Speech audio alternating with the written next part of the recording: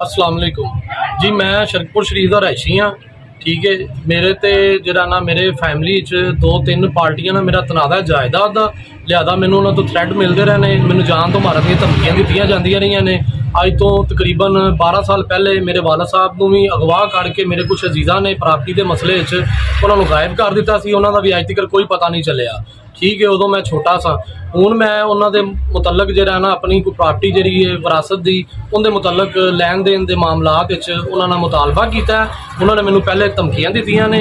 अज सुबह तकरीबन 8:15 बजे का टाइम सी ते मैं घर दे विच अपने सुता होया सा, मेरी वालदा बाहर निकले ने नाश्ता लैन वास्ते, ते इन्ने दरवाजा थल्लों बाहरों लोग होया सी कोई मुसल्ला शख्स जिहड़ा है वो मेरे घर दे दाखिल हो गया। मेरे घर दाखिल हो के मैं अपने बैडरूम में सो रहा सा ते नाल मेरी वाइफ जी है वो जागदी पी सी। उन्हें अंदर वड़िया, देखा अंधेरा सी, उन्हें पूछा उन्हें है शायद हरे कोई आपी है।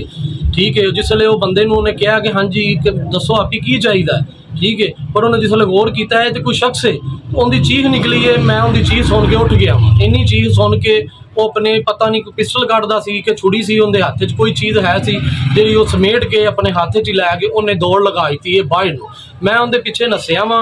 ठीक है, उनकी स्पीड ज़्यादा सी, मैं नींद चो जागिया सा, उतों घबराया होया सा, परेशान हो गया वा कि की मामला बनया है। मैं बुखलाहट की वजह तो फिर भी जिन्ना को मेरे को हो सकिया बगैर जुत्ती तो मैं उनके पिछे दौड़ लगाई है। मैंने रस्ते कोई पत्थर वगैरह पैरों में लगे ने, मैं उस स्पीड नस नहीं सकिया। ठीक है, वो बैर खैर मैं रस्ते कोई एक जगह के बाजार गिर गया वा, तो किसी गलियां वगैरह वड़ के कि ना कि निकल गया। लिहाजा मैं उनकी वीडियो जी है वो अपने किसी हमसाए के गली के कैमरे चो कढ़ाई है, वो कोई एडी क्लीयर नहीं आ रही, पर कोशिश करने पे कि वो भी चीज़ क्लीयर होकर सामने आ जाए। ठीक है, तो मेरा ये एक रिक्वेस्ट है बड़ी हंबल। ठीक है, मैं भी शरकपुर दे सी बड़े शरीफ शहरी हाँ, लिहाजा साडे नाल इंसाफ किया जाए। पहले मेरा बाप भी कतल हो चुका है कि वो गायब होया, अज तक उनका कोई पता नहीं गा, मेरे अजीज़ा ने किया है।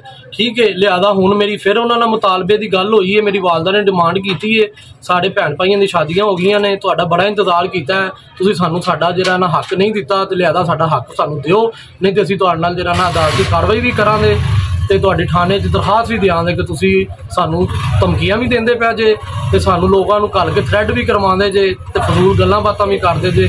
इस वाकये की मेरे को वीडियो है।